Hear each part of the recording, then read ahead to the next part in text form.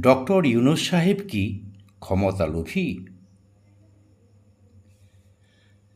বিভিন্ন সময়ে দেশে ঘটে যাওয়া উত্থান পতনে কোনোরূপ অংশীদারিত্ব ডক্টর ইউনূসের নাই। তিনি কখনো আকার ইঙ্গিতে রাষ্ট্রীয় ক্ষমতায় আসার ইচ্ছা বা চেষ্টা করেন নাই। দেশ ও জাতির দুঃসময়ে দেশের জনগণের সক্রিয় চেষ্টা ও অনুরোধে তিনি রাষ্ট্রের হাল ধরে সত্যিকারের দেশপ্রেমিকের পরিচয় দিয়েছেন।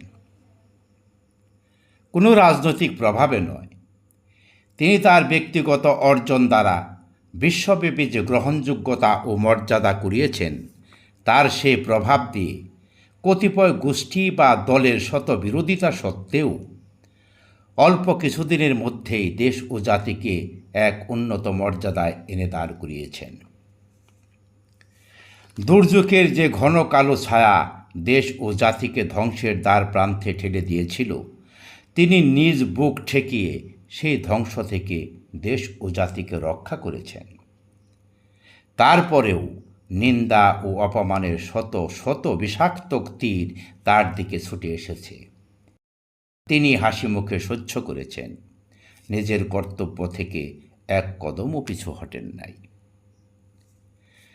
তিনি আজ জীবনের শেষ প্রান্তে দাঁড়িয়ে সারা জীবনের অর্জনকে ক্ষমতার লোভে নোংরা রাজনীতির পাকে ডোবাতে চান না।